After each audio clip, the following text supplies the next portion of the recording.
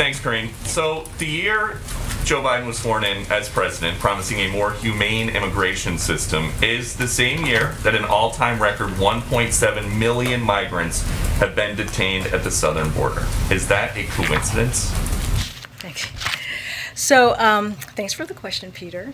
First, I'll say that DHS will formally release its monthly September operational update sometime soon. So I'm not going to go into get ahead of that or go into the numbers. I think that's what you're mentioning right now. But secondly, I would add, and you hear us talk about this all the time, we continue to enforce Title 42 and expel single adults and families when possible. And we continue to be very, very clear that no one should attempt to irregularly migrate here or enter the United States. So it's unsafe, it's unlawful, it's a public health risk, which is why we're using Title 42, because it's not our immigration policy, it's a public health authority.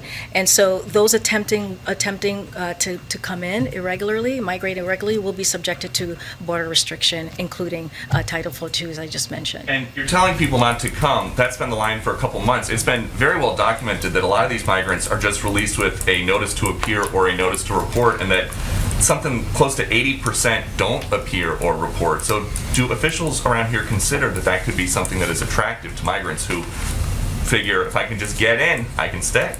Again, I'm not going to get into the numbers because I know that you're leaning into the numbers and asking me these questions. But look, we've been very clear, and we've been clear for the last 10 months. Again, the CDC has determined that the continued expulsion of certain individuals under Title 42 is necessary due to the risk of transmission and spread of COVID-19 in congregate settings, such as CBP stations, as well as the threat from emerging variants. So if it's not possible, which is what I think you are alluding to there is an exception if we have operational capacity constraints, including the makeup of the specific family unit and agreements with the country of origin or last residence. Another determining factor is detention capacity, both within ICE and CBP.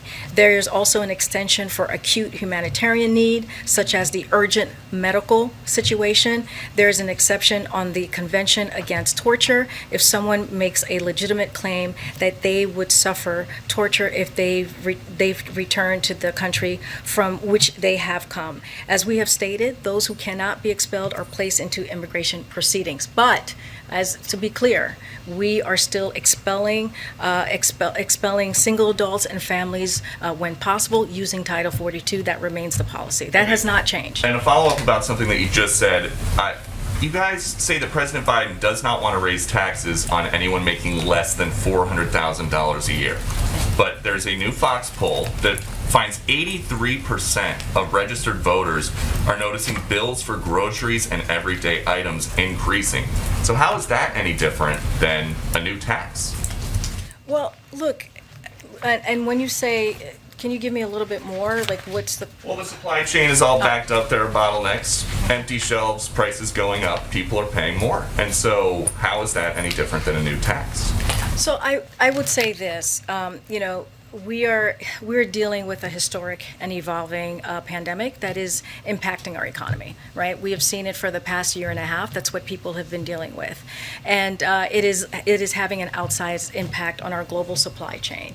And the president understands how much a squeeze it is when families see their prices rise. And so he understands that, and that's why we've been using every tool in our tool belt to make sure that we deal with that in a real way, so that people understand that the president is doing everything that he can to deal with those issues. So there's a couple of things.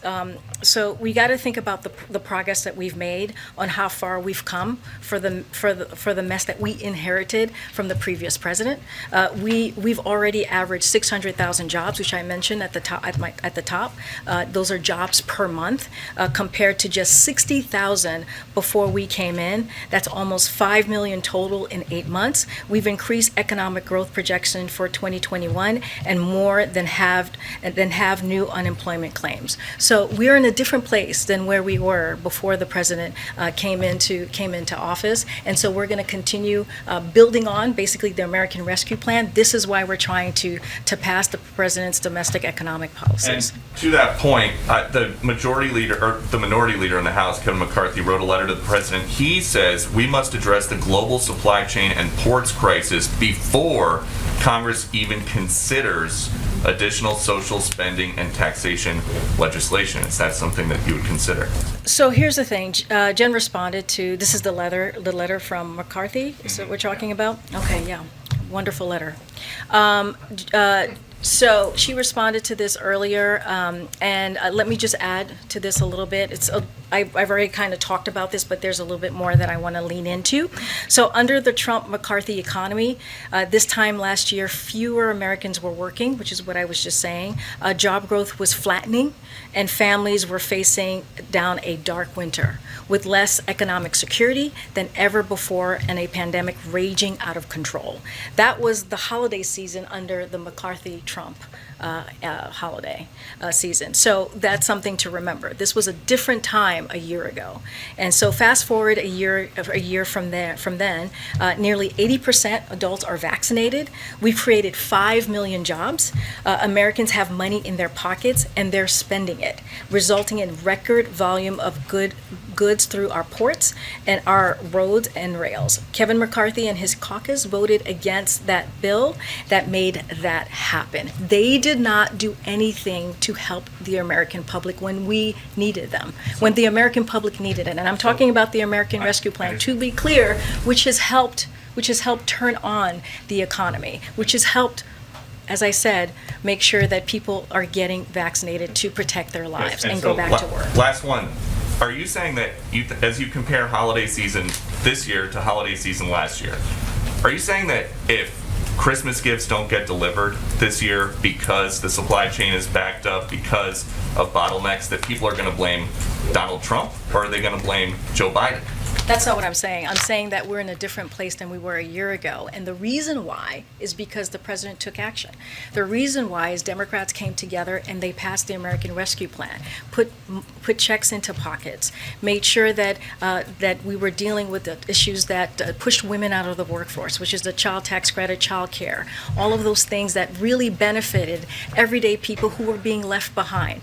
Now what we're doing is we're making sure that we continue the investment, right? The Build Back Better agenda, BIF, the bipartisan infrastructure bill, which 19 Republican senators voted for.